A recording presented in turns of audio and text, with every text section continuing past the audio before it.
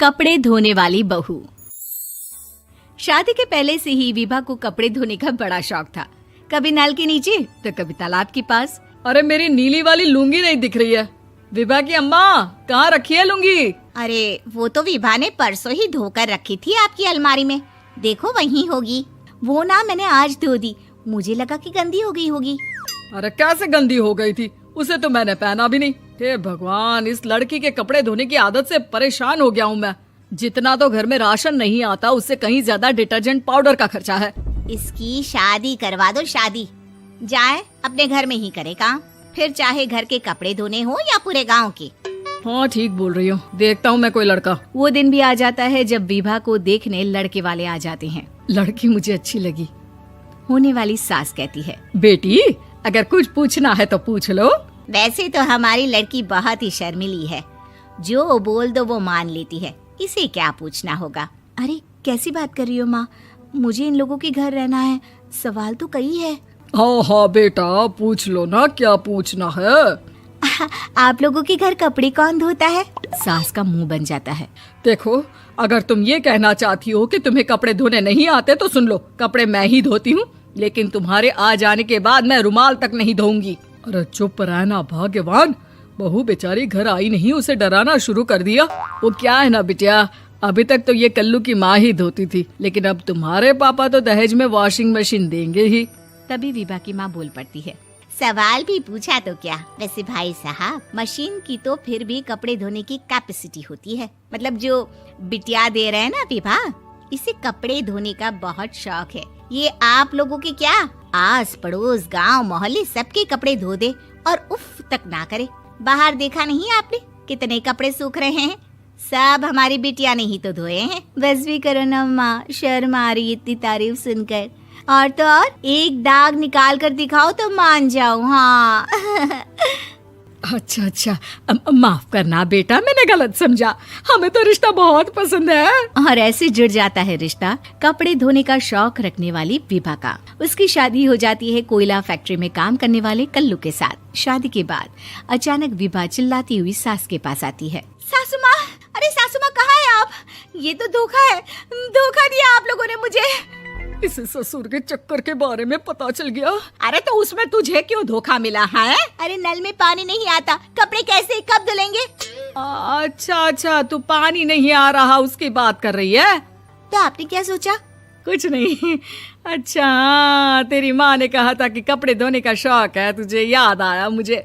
शौक बोलकर कपड़े धोने वाले मेरे जुनून को कम ना आके सासू माँ, कपड़ा धोना मेरा गुरूर है।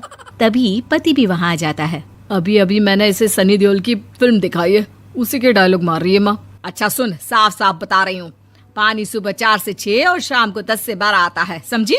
विभा टाइमिंग सुनकर हैरान हो जाती है। ये क्या भूतों का मोहल्ला है? सुबह 4 बजे उठकर कौन कपड़े धोता है? 4 बजे टंकी में पानी जाता है, फिर सारा दिन धोना ना, किसने मना किया? अरे कैसी बात कर रही हैं? 200 लीटर की टंकी में कितने कपड़े धो लूंगी मैं? सुबह ही उठ जाऊंगी मैं। अब क्या था, विभा सुबह 4 से लेकर रात के 12 बजे तक कपड़े ही धोती रहती। एक रोज सास पड़ोस से निकलकर कहीं जा रही होती है कि साथ वाली कहती है, हाँ कल्लू की माँ, जरा ये बताओ कि 2 साड़ी है, 2 ब्लाउज और एक पेटीकोट और एक नाड़े वाला लंबा कच्छा। हाँ तो? अरे तो क्या, कितना लोगी धुलाई ये बताओ। धोबन दिख रहे हैं हम क्या? हमारे पति सरकारी नौकरी से अभी रिटायर हुए हैं और बेटा सुपरवाइजर है कोयला फैक्ट्री में। धोबन समझ रखा है हमें? हाय रे कल्लू की अम्मा, माफ कर दो, वो तो मोहल्ले में यही सब बता रहे थे कि तुमने बहू को कपड़ा धुलवाने के काम में लगा दिया है। सास को पड़ोसन की बात सुनकर गुस्सा आ जाता है। वो घर पहुंचती है जहां घर के बाहर ही इतने सारे कपड़े सूख रहे होते हैं जितने कि किसी धोबन के घर पर। अरे ओ कल्लू की दुल्हन, बाहर निकल। माँ जी यहीं आ जाओ, बाथरूम में चादर धो रहे हैं हम। अरे अभी हम धोते हैं, तुमको बाहर निकलो। ये आस पड़ोस वाले बोल रहे हैं कि हम बहू से कपड़े धुलवा कर उसे कपड़ा धोने वाली बना दिए हैं। अरे छोड़ो ना माँ जी, किन लोगों की बातों में आती हो? आस पास के लोगों का तो काम ही होता है कि वो किसी तरह सास बहू को लड़ा दे। बहू सारे घर के कपड़े धोती है, ये क्या कम है? बोलिए। सास को भी लग जाता है कि वो बहू का ये सनकीपन नहीं छुड़वा सकती, इससे अच्छा है कि खुद ही चुप हो जाए।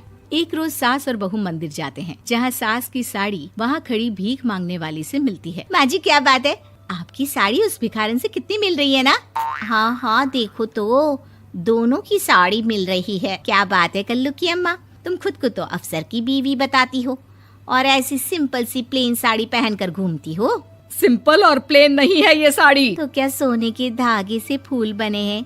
कुछ भी सासू माँ, कुछ भी। हाँ बने थे इस साड़ी में सोने के धागे से फूल। मेरे पति लेकर आए थे मद्रास से स्पेशली मेरे लिए 10,000 की। ताहे भाई साहब इस भिखारन के लिए भी सेम टू सेम साड़ी लेकर आए होंगे 10,000 की। सास उस वक्त तो कुछ नहीं कहती, लेकिन बहू के साथ घर आती है और अलमारी से एल्बम निकाल कर लाती है। ये साड़ी देख रही है, ये वही साड़ी है जिसे मैंने अभी पहना था। इस साड़ी में ये जो चमकदार फूल दिख रहे हैं ना, ये सोने के धागों से काढ़े गए हैं। लेकिन तू लोकल वॉशिंग मशीन ब्रश से घिस घिस कर सारे फूलों को निकाल कर साड़ी प्लेन कर दी। मुझे माफ कर दीजिए सासू माँ। और तो और, जब मैंने तुझे तेरी गलती के लिए कुछ नहीं कहा, लेकिन तूने तो सबके सामने मेरा मजाक ही बना दिया। क्यों? बहू को समझ में आ जाता है कि अब से उसका कपड़े धोना बंद।